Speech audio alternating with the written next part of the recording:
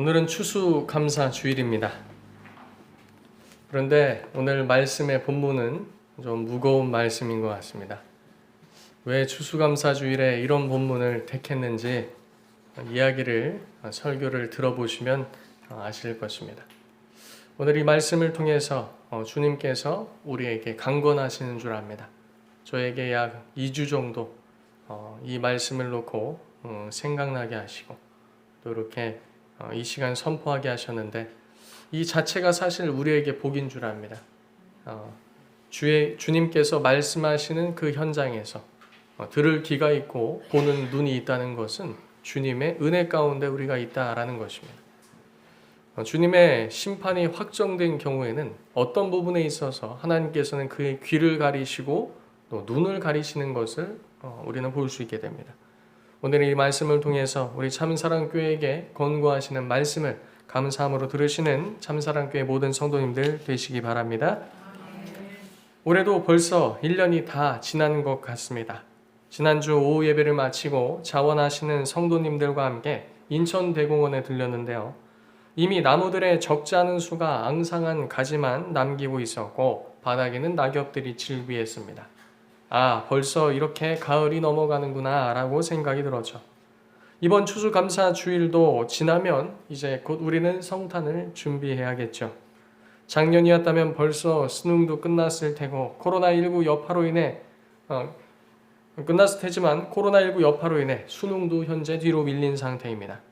작년 이맘때쯤 고3 학생들은 수능이 끝났다고 안도감과 동시에 대학 입시를 두고 또 다른 치열한 수싸움을 하고 있었을 것입니다. 또 이 시기가 되면 핸드폰 대리점서부터 옷가게, 화장품 가게, 영화관, 심지어는 성형외과 등 고3 세일을 외치며 이제 연말 분위기를 냈었을 텐데요. 올해는 참 그렇지 못한 것 같습니다. 수능을 치러야 날씨가 추워지는데 수능도 뒤로 밀려서 그런지 날씨도 추워질 기미를 보이지 않는 것 같습니다. 올해는 이상하게도 가을의 추수, 풍성한 수와 풍년 이런 소식을 찾아보기 힘든 것 같습니다. 제가 TV를 자주 보지 않아서 그런 걸까요? TV에서도 그와 같은 가을의 추수를 전하는 내용이 올해는 참 보기 힘들었던 것 같습니다. 혹시 TV에 그런 내용이 자주 나오던가요? 네, 올해는 별로 없었죠. 잘 모르시는 성도님들은 이 말씀과 기도에 힘쓰시느라 TV를 멀리 하신 줄 압니다. 2018년과 2019년에는 추수감사주일을 하루만 지키는 것이 아쉬워 2주 정도를 추수감사주간으로 정하여 우리 지역 주민들과 함께 과일 봉투도 나누고 그 봉투 안에는 말씀 카드도 넣어서 나누었습니다. 과일은 여전히 비싸긴 했지만 그래도 추수와 수확이라는 기쁨으로 구입할 수 있었습니다만 올해는 왜 그런지 그런 분위기를 전혀 찾아보기가 힘듭니다. 추수감사주일을 준비하며 전도사님이 과일을 사기 위해 이 시장에 가셨는데 이 과일값도 만만치 않음을 체감하셨다고 합니다. SNS를 통해 보아도 교회들마다 추수감사주일 이 올라오는 과일들, 곡물들 이런 사진들을 봐도요. 작년에 비해 현저하게 줄었음을 볼 수가 있습니다. 그러나 그럼에도 이러한 시기에 우리가 잃지 말아야 할 것은 추수감사주일 정신입니다. 우리는 감사하자라고 다짐해도 그것이 잘 안 되는, 감사가 잘 안 되는 것이 우리의 인생임을 쉽게 돌아볼 수 있습니다. 그래서 2018년 11월 18일 주일 설교에는 어떻게 감사할 수 있는가라는 제목을 가지고 하박국 3장 17절에서 19절 본문으로 설교를 했습니다. 비록 무화과 나무가 풍성하지 못하며 포도나무에 열매가 없으며 감람나무에 소출이 없으며 밭에 먹을 것이 없으며 우리의 양이 없으며 외양간에 소가 없을지라도 나는 여호와로 말미암아 즐거워하며 나의 구원의 하나님으로 말미암아 기뻐하리로다. 주 여호와는 나의 힘이시라. 나의 발을 사슴 같게 하사 나를 나의 높은 곳으로 다니게 하시리로다. 이 노래는 지휘하는 사람을 위하여 내 수금에 맞춘 것이니라. 아멘. 하박국은 여러 가지 상황과 환경 속에서도 이스라엘 백성들의 확정된 심판 가운데도 그 심판을 피할 수 없음을 알고 있지만 동시에 구원이 있음을 알고 기뻐하고 감사하고 찬양했던 것입니다.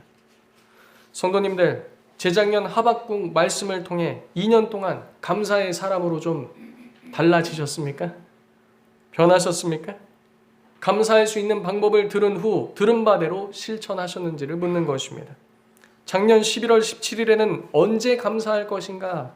라는 제목으로 디모데전서 6장 3절에서 10절 말씀을 나누며 자족하는 것이 가져다주는 유익에 대해 말씀드렸습니다. 도무지 잘 감사할 줄 모르는 우리의 타락한 본성을 돌아보며 믿음의 선배들이 걸었던 자족함으로 감사하는 길을 걷자고 말씀드렸습니다. 감사는 환경이 조금 나아지면 나오는 것일까요? 삶이 조금 더 편해지면 비로소 감사할 수 있게 되는 것일까요? 아무리 백날 감사하자고 외쳐도 감사가 안 되는 것은 결코 환경 문제가 아니기 때문입니다. 지난 2년간 추수감사주일에 전했던 말씀은 환경이 뒷받침해주지 못하고 우리에게 무언가가 없어서 감사할 수 없는 것이 아니라 우리 자신의 문제로 인해서 감사하지 못하고 있음을 말씀을 통해 잘 드러내었습니다. 우리의 감사 조건을 자꾸 이 땅에서 찾으면 감사할 수 없게 되는 것입니다. 그러한 이 땅의 감사 조건은 경건 생활에 있어서도 별로 도움이 되지 않습니다. 이번 추수감사주일엔 어떤 말씀을 전해야 할까 고민하던 중 2주 전에 이 메시지를 전하라 라는 감동이 강하게 밀려왔습니다. 추수감사주일 감사하자, 감사합시다 라는 따뜻한 내용으로 전하며 성도님들 힘내세요. 하나님께서 도우십니다.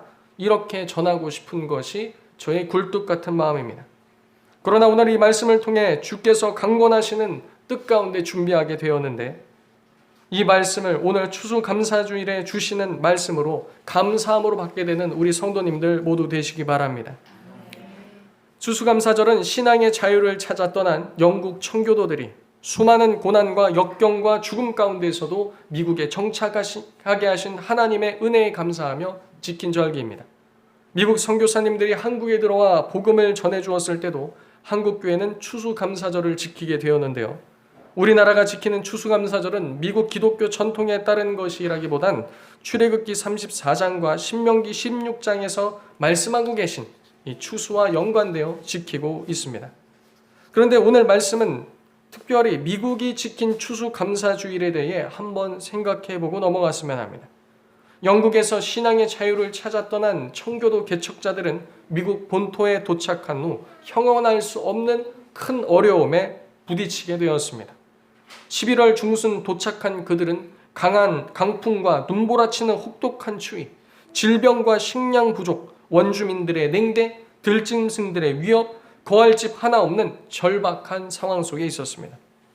결국 그해 겨울 2-3개월 동안 102명 중에 절반 가까운 사람이 죽게 되었습니다.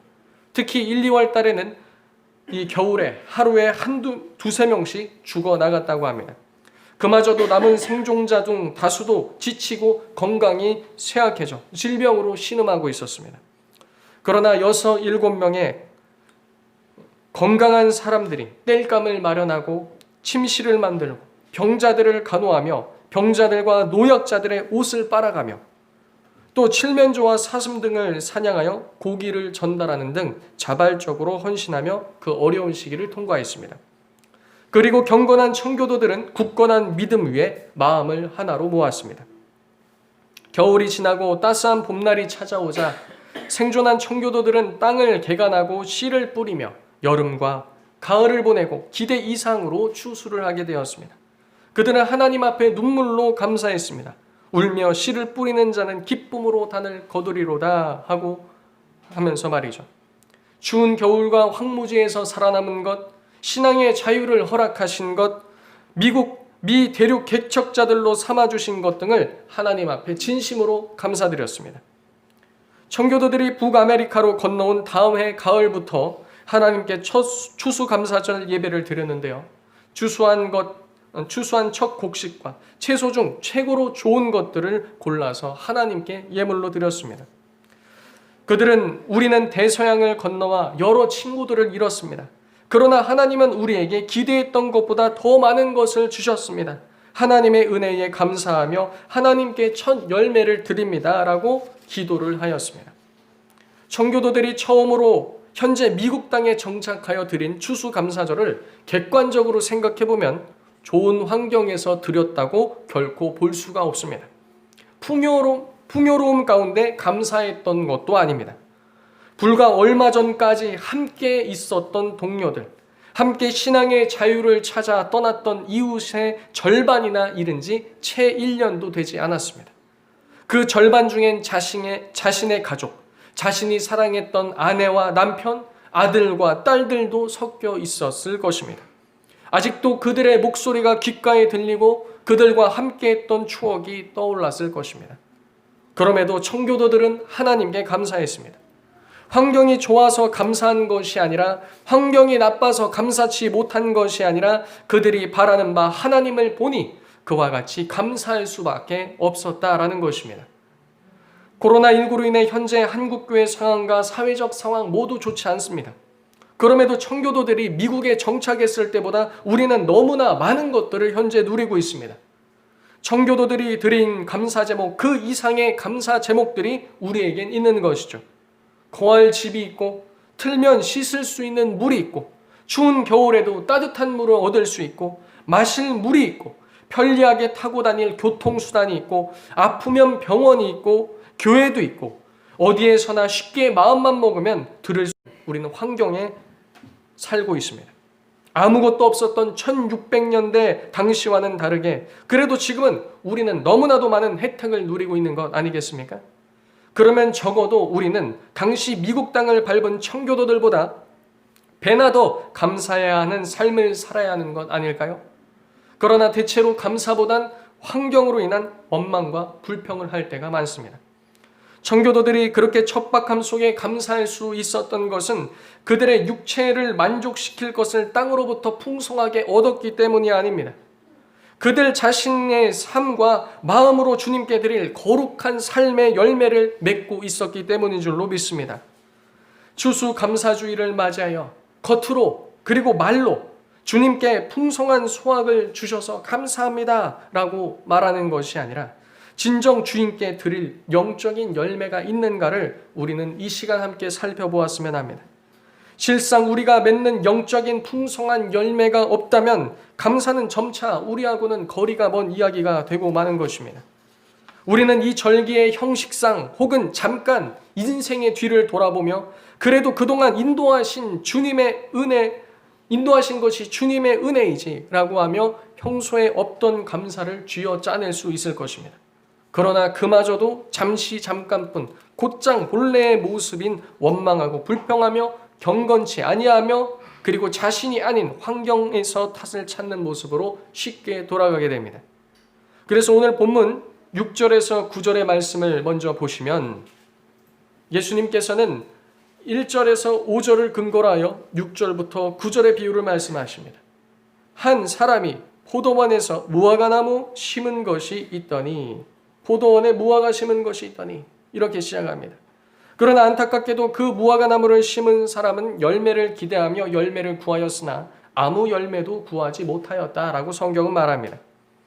여기서 한 사람은 포도원 주인이라고 볼 수 있습니다. 포도원 지기에게 그 무화과나무를 찍어버리라고 명령할 수 있는 권한을 가지고 있기 때문이죠. 주인이 얼마나 화가 났으면 그랬겠는가 생각해 볼 수 있습니다. 주인은 열매를 고대하며 대략 6년에서 7년 이상을 기다린 것으로 볼 수 있습니다. 무화과나무를 심고 열매를 기대하려면 그 나무가 자라 열매 맺게 성장할 수 있는 기간까지 기다려야 하는 것이죠. 나무가 자라기까지는 대략 3년에서 4년이 걸린다고 합니다.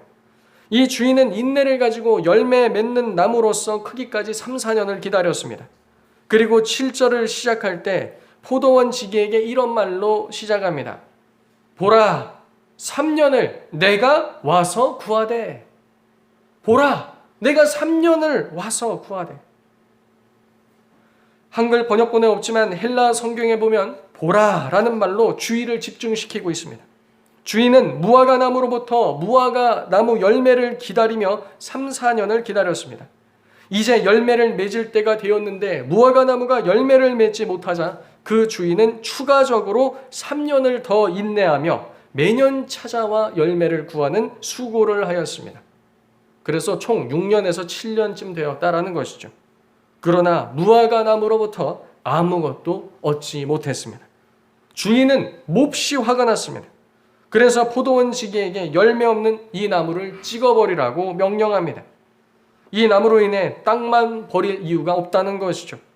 땅뿐만 아니라 포도원 지기가 그 나무를 돌보기 위해 평소에 들인 수고와 노력, 돌보는 헌신이 녹아져 있는데 더 이상 그 나무에게는 그런 수고가 헛되니 필요 없다라는 것입니다. 나무는 땅만 허비하는 것이 아니라 포도원 지기의 모든 일도 수포로 돌아가게 하였습니다. 그래서 주인은 이쯤 그만하고 찍어내라는 것이죠. 그럼에도 8절에 포도원 지기는 주인을 설득하여 금년까지만 이대로 두어달라고 간청합니다. 자신이 나무 주변 곁을 두루 파고 거름을 더 주고 애써 볼 테니 이후 만일 열매가 열면 좋거니와 그렇지 아니하면 그때 찍어버리소서라고 간청합니다. 그리고 심판은 유보되었으나 이것은 그냥 넘어간 것이 아니라 말 그대로 잠깐 유보된 것뿐입니다. 무화과 나무는 번식력이 좋은 나무로서 금세 커서 금세 많은 열매를 낸다고 합니다. 주인은 일정 기간이 되면 무화과 나무로부터 많은 열매를 수확할 수 있을 것이라고 기대했으나 주인의 예측은 완전히 빗나가 버리고 말았습니다. 좋은 열매가 아니라 아예 열매를 내지 못하고 있는 것이죠. 7절에 나오는 3년이라는 말이 있습니다. 물론 여기서 나오는 3년은 물리적인 시간의 3년을 가리키기도 하지만 그보다 더욱 긴 기간을 가리키기도 합니다. 이 시간은 주인이 무화과 나무에게 무리하게 재촉하며 열매를 요구한 것이 아니라는 사실을 잘 말해주고 있습니다. 주인은 나무에게 충분한 시간을 주었고 그 후 주인은 그 나무로부터 마땅한 그 나무의 열매를 구하러 온 것뿐이었습니다. 제가 참사랑교회에 다시 부임한 지가 딱 3년이 되었습니다. 2017년 11월 중순에 참사랑교회에 와서 2018년 1월 1일부터 이 강단에서 말씀 사역을 시작하였습니다. 2018년에도 여러 모양과 모습으로 수고하고 애쓰고 땀을 흘렸습니다. 다니던 대학원도 잠시 내려놓고 목회 사역에 전념하였죠. 작년과 올 한 해는 저와 함께 말씀 사역에 강도사님도 함께 참여하였습니다. 저는 새벽과 주일 오전에 말씀으로서 봉사하고 강도사님은 수요일, 금요일, 주일 오후 특강으로서 말씀을 선포하며 섬겼습니다. 성경 말씀과 교리의 균형을 가지고 가장 최적화된 상태로 작년과 올 상반기를 보냈다고 생각합니다. 또한 지난 3년간 새벽엔 교회를 위해서 그리고 성도님들을 위해서 기도하며 수고하였습니다. 자, 이제 다른 것들은 다 뒤로 하고 지난 3년간 성도님들의 신앙은 어떻게 성장해 오셨는지가 이제 궁금합니다. 물론 제가 부족하고 연약하여 얼마나 충실히 잘 감당해 왔는가라는 질문은 포도원 주인께 제가 다룬받아야 할 문제입니다. 그러나 그와 별개로 성도님들의 신앙 성장과 성장에 따른 계수 문제 역시 하나님 앞에선 피할 수 없다라는 사실을 인지하셔야 합니다. 코로나19 사태로 전반적인 한국교회의 신앙이 후퇴한 상태라고 전문가들은 진단하고 있습니다. 이 시기에 주여 말씀을 통해 복을 주옵소서라고 하기 전에 주여 저에게 복을 주사 형통케 하옵소서라고 간구하기 전에 우리는 지난 1년간 혹은 제가 부임한 이래로 지난 3년간 그 말씀을 듣고 어떻게 성장하여 어떤 열매를 내었는지를 돌아보아야 할 것입니다. 적어도 이 자리에 앉아 계신 성도님들이라면 오랜 신앙생활을 해 오셨기에 열매 맺지 못할 어린 나무가 없다고 봅니다. 네, 아직은 있죠. 우리 주성이, 주찬이 그리고 임정빈 성도와 전은숙 성도까지는 아직 어린 나무라고 칠 수 있을 것입니다. 그러나 나머지 분들은 여기에 해당하지 않은 것이죠. 이미 오랜 시간 신앙생활과 말씀생활, 기도생활, 봉사와 헌신을 통해 어느 정도 신앙이 세워졌다고 봅니다. 신앙의 자유를 찾아 죽음의 고비를 넘기며 지극히 적은 소출과 아직 넉넉하지 않은 형편과 좋지 않은 환경 속에서도 하나님께 영적으로 드릴 풍성한 열매가 있었던 청교도들을 생각하며 우리는 추수감사주일에 어떠한 영적 열매로 하나님께 감사를 드릴지 생각해 보았으면 합니다. 열매 없는 무화과나무 입장에서는 할 말이 많을 수도 있습니다. 환경이 좋지 않았습니다. 토양이 좋지 않았습니다. 올해 너무 비가 오지 않았습니다. 올해 해가 너무 뜨거웠습니다. 올해 벌레가 나무에 너무 많이 붙었습니다. 바람이 너무 심하게 불었습니다. 새들이 날아와 자신에게 앉았다 가느라 도무지 쉴 수가 없었습니다. 새와 짐승의 배설물로 곤욕을 치렀습니다. 포도원 지기가 잘 돌봐주지 않았습니다. 당신은 주인이라고 하면서 포도원 지기에게나 맡기고 날 돌봐주지 않았기 때문에 열매를 맺을 수 없었습니다. 등 여러 변명을 늘어놓을 수 있었을 것입니다. 그러나 어떠한 이유를 든다 해도 열매 맺는 것과는 크게 상관이 없는 것들입니다. 다른 곳에서 문제가 있기보단 본래 그 나무가 나쁜 나무일 가능성이 있다는 것이죠. 좋은 땅에 심어서 거름을 주고 비가 오지 않아도 포도원지기는 적절한 물을 공급해주며 병충해가 있어도 포도원지기는 적절한 약을 쳐서 돌보아 주었을 것입니다. 나무가 인식하든 인식하지 못하든 말입니다. 그러나 정작 나무 자신이 그 양분을 제대로 흡수하지 못했다면, 나무가 뿌리를 열심히 뻗지 않았다면 주변 아무리 좋은 것들을 공급한다 할지라도 결국 열매를 맺을 수 없는 것입니다. 결국 열매 맺지 못하는 삶은 주인의 잘못도 아니요, 그 누구의 잘못도 아니요, 환경의 잘못도 아니라 본래 자신의 잘못인 것입니다. 예수님께서는 앞에서 말씀하신 1절에서 5절의 말씀은 그와 같은 것입니다. 1절에서 3절에 나오는 내용과 4절에서 5절에 나오는 내용은 당시 일어났던 예루살렘 수로 공사와 관련된 일을 배경으로 하고 있습니다. 1절에 어떤 사람이 와서 예수님께 빌라도가 어떤 갈릴리 사람의 피를 저희의 제물과 섞었다라고 보고했습니다. 이를 달리 말하면 갈릴리 사람들이 성전에서 제사를 드릴 때 빌라도에 의해서 살해를 당했단 말이죠. 그렇다면 이 갈릴리 사람들은 왜 살해를 당한 것일까요? 복음서에는 이 사건에 대한 구체적인 언급은 없지만 전승에 의하면 이렇습니다. 예수님 당시 유대 총독이었던 빌라도는 예루살렘에 보다 풍부한 물을 공급하기 위해 수로 건설을 제안하면서 이를 위한 자금을 성전 헌금에서 충당하자고 제의했습니다. 그 이유는 성전에 바쳐지는 엄청난 수의 가축 희생으로 인해 예루살렘 전체 물의 소비 중 성전에서 소비하는 물이 가장 많았기 때문입니다. 따라서 빌라도의 제안은 어느 정도 타당성을 가지고 있었습니다. 하지만 유대인들 가운데 다소 과격했던 일부 갈릴리 사람들은 성전의 거룩한 돈을 이방인과 함께 썼다고 흥분하며 무장봉기를 일으켰고, 이에 따라 빌라도는 군사를 풀어 진압했던 것입니다. 이와 같이 로마에 대항하는 활동을 한 무리의 갈릴리 사람들이 성전에 올라와서 제사를 드릴 때 그들을 진압하여 그들의 피가 제물의 피와 함께 섞이도록 한 것이죠. 이와 같은 사건은 유대인들에게 참으로 심각한 문제로 받아들여졌을 것입니다. 그리고 그와 같은 일에 성전에서 일어났고, 그것도 당사자들이 제사를 드릴 때 일어났으니 이슈가 안 될래야 안 될 수 없었을 것입니다. 그 갈릴리 사람들이 그래도 나름 민족을 위해서 그리고 하나님을 위해서 열심을 가지고 행한 일이라고 볼 수 있는데, 하나님께서는 왜 그들이 죽게 그대로 두셨는가? 그런데 사람들로부터 이 보고를 들으신 예수님께서는 어떻게 응답하셨습니까? 이러한 보고를 해온 사람들이 유도한 대로 갈릴리 사람들의 죄가 더 많아서 그렇게 된 것이다 라고 응답하지 않으셨습니다. 오히려 그 자리에 있던 무리를 향해 너희도 회개하지 아니하면 이와 같이 망할 것이라고 경고하셨습니다. 또 4절과 5절에 보시면 예수님께서 계속해서 실로암 망대의 붕괴 사건에 대해 말씀하십니다.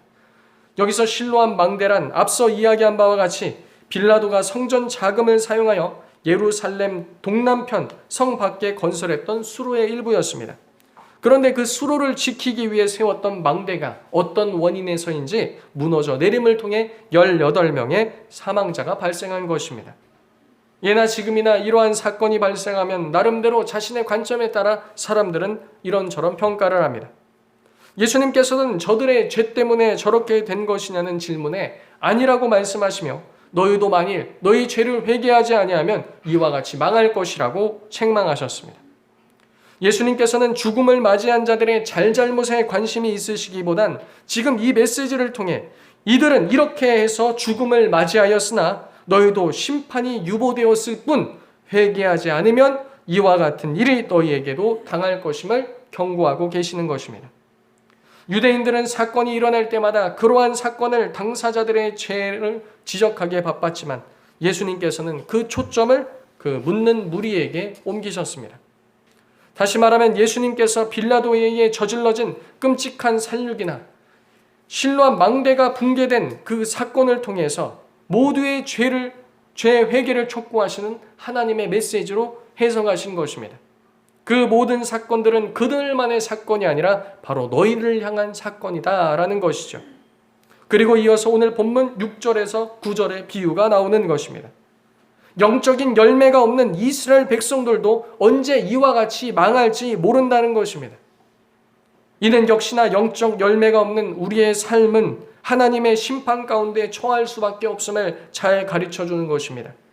우리의 삶에서 일어나는 여러 문제의 원인들을 우리 밖에서 찾는 것을 좋아합니다. 그리고 누군가가 이런 일을 당했을 때 역시나 그렇지라고 판단하며 역시나 그랬을 거야라고 정죄합니다.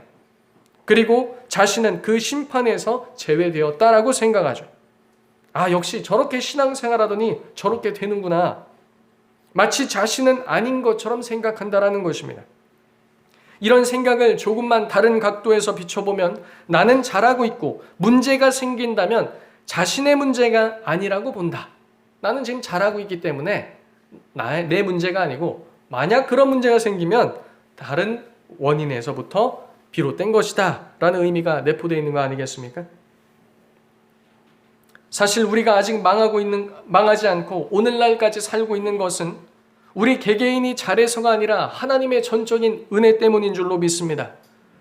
우리가 어떤 일이 잘 해결되고 평탄할 때 내가 잘해서가 아니라는 사실을 아셔야 됩니다. 하나님께서 베풀어 주시는 은혜는 그분의 사랑과 긍휼함 속에서 나오는 것이지 내가 잘했기 때문에 주어지는 것이 아니란 사실입니다. 사두개인들과 서기관들과 바리새인들 모두가 예수님께 책망을 받았습니다. 특별히 우리는 바리새인에 대해서 생각해 보았으면 합니다. 바리새인들은 억울했을 것입니다. 우리는 분명 한 주에 몇 번씩 금식을 하고 정해진 시간에 와서 기도를 하고 열심히 말씀을 연구하고 저 세리와 창기들과 같지 아니하고 거룩함을 유지하기에 힘쓰는데 예수님은 세리와 죄인들이 아닌 자신들을 책망하셨기 때문입니다. 하나님을 향한 충성, 열심, 순종, 헌신 등 어느덧 은혜로서 하나님께 감사하는 것이 아니라 위와 같은 충성, 열심, 순종, 헌신 등을 나의 훈장으로 여기며 공로로 여기고 자신에게 주어진 놀라운 삶의 은혜를 마땅한 것처럼 여기는 모습. 우리는 그와 같은 바리새인과 서기관의 모습으로 쉽게 변질될 수 있는 사람들입니다. 그래서 이와 같은 회개 촉구 메시지는 신앙생활을 잘 하지 못하는 성도뿐만 아니라 이미 나는 잘하고 있다라는 성도님들도 비껴갈 수 없는 말씀이라는 것이죠. 로마서 2장 4절에 보면 혹 내가 하나님의 인자하심이 너를 인도하여 회개하게 하심을 알지 못하여 그의 인자하심과 용납하심과 길이 참으심이 풍성함을 멸시하느냐라고 책망합니다.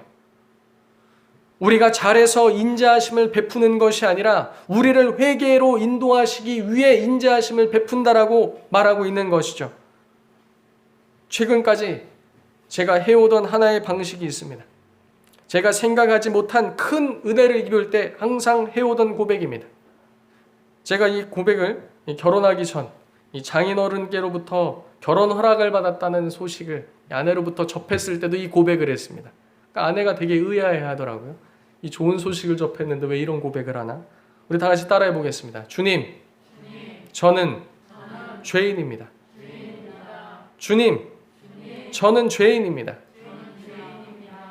왜 일이 잘 풀리고 은혜를 입었을 때 이런 고백을 해야 하는 것일까요?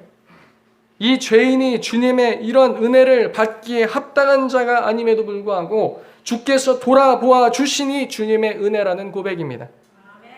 우리가 하루에도 얼마나 많은 실수를 하나님 앞에 저지릅니까? 우리가 얼마나 많이 하나님 앞에 넘어지며 범죄합니까?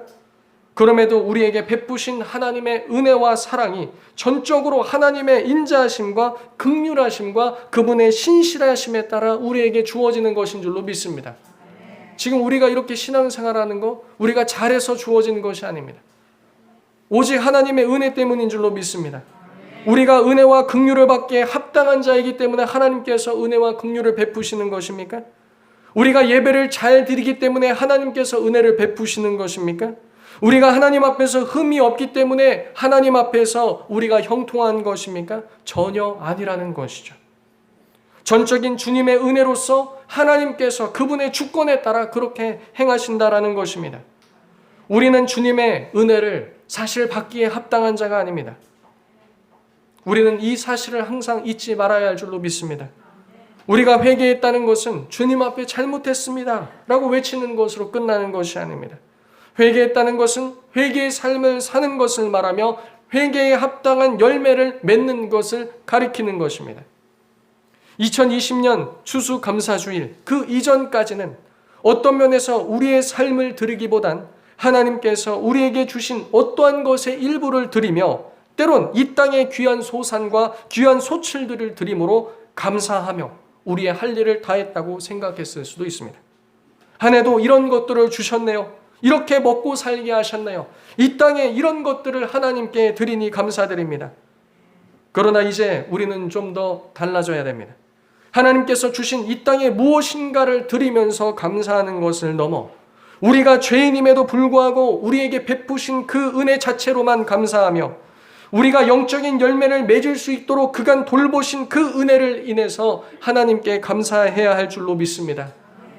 하나님께서 우리에게 요구하시는 것은 이 땅의 소산이 아닙니다. 이 땅의 소와 양과 들짐승의 피와 비둘기가 아닙니다. 잘 빠진 곡물이 아닙니다. 이 땅에서 어떤 그런 재물들이 아닙니다. 이 땅에서의 성공, 이 땅에서의 잘됨, 이 땅에서의 형통함 아닙니다. 그런 것으로 따지자면 하나님 앞에 나와 온전히 감사드릴 수 있는 사람이 몇 명이나 있겠습니까? 하나님께서 우리에게 요구하시는 열매는 하나님께 드릴 회개의 열매, 거룩한 삶의 열매인 줄로 믿습니다. 세월이 이만치 흘러서도 여전히 작년과 같고 여전히 재작년과 같고 동일한 모습을 보이는 계시는 성도님들 계시다면 한번 자신을 살펴봐야 할 것입니다. 여전히 내가 작년과 같고 재작년과 같다면 우리 스스로 좋은 나무인지 나쁜 나무인지 나에게 무슨 문제가 생겨서 열매를 맺지 못하고 있는 것인지 살펴보아야 하는 것입니다. 회심하지 않고 거듭나지 않았는데 나 스스로 회심했다고 믿고 구원받은 백성이라고 믿고 있을 수도 있습니다. 우리는 그 구원에 대해서 속히 점검해 봐야 하는 것입니다. 이제 말씀을 맺겠습니다. 오늘 우리에게 이 말씀을 다시 주신다는 것은 그리고 우리가 오늘 이 말씀을 듣고 있다는 것은 아직 주님의 유보된 심판 선언 가운데 우리에게 시간이 주어졌다라는 것입니다. 그리고 이와 같이 너희는 망하라 라는 것이 아니라 우리가 풍성한 열매를 맺는 무화과 나무로서 다시금 설 수 있도록 하나님께서 부르시는 은혜의 때인 줄로 믿습니다. 지금은 은혜 받을 만한 때요, 지금은 구원의 날인 줄로 믿습니다. 그러므로 이 말씀을 듣고 이 메아리 쳐 울리는 이 말씀을 통해 주님을 다시 한번 생각해 보시기 바랍니다. 그리고 믿음으로 나아가고 회개의 열매를 맺는 주님 앞에 거룩한 삶의 열매를 드리는 참사랑교회 성도님들 되시기 바랍니다. 성도님들은 주님께 드릴 열매를 가지고 계십니까? 앞에다 드린 이런 열매 말고요. 주님께 드린 헌물 말고요. 주님께 드린 제물 말고요. 그 회개에 합당한 열매, 오늘 주님께서 계속해서 중보자이신 예수 그리스도를 통하여 그리고 말씀의 사역자를 통하여 수고하게 하셔서 열매 맺기를 기다리게 하신 그 열매를 드리고 계시느냐 말입니다. 열매를 맺되 영적인 열매를 풍성히 맺는 우리가 되었으면 좋겠습니다. 이미 2020년 추수감사주일 오늘 지나가고 있습니다. 지금까지는 어땠을지 몰라도 우리는 반드시 2021년 추수감사주일에는 이 강단에 드려진 이 소산들보다 적은 것들로 드릴지라도 청교도들이 하나님께 거룩한 삶의 열매를 드리면서 감사와 찬송을 올린 것처럼 우리의 삶의 회개와 거룩한 삶의 가득한 열매로 주님 앞에 드려야 할 줄로 믿습니다. 우리 말씀을 들으면서 기도하였으면 좋겠습니다. 하나님, 열매 맺는 신앙인으로서 주님께 삶의 열매를 드리는 자가 되게 하여 주옵소서. 주님, 이만치 내가 온 것은 내가 잘해서가 아니라, 내가 잘 예배를 열심히 드려서가 아니라, 죄인임에도 불구하고 오늘날까지 회개로 인도하시기 위해 베푸신 주님의 인자와 긍휼 때문인 줄로 믿습니다. 하나님, 나의 삶으로 이제 주님께 아름다운 열매를 드리게 하소서. 주님 앞에 열매를 드리되 풍성한 삶의 열매를 드리는 자 되게 하여 주옵소서. 믿음의 선배들이 죽음 앞에서도 신앙을 타협하지 않고 온 모든 삶을 다 드려 주님 앞에 예배했던 것처럼 우리도 그와 같은 풍성한 삶의 열매로 주님께 올려드리는 우리 참사랑교회 모든 성도 되게 하옵소서. 주여, 한 번 외치고 통성으로 기도합니다.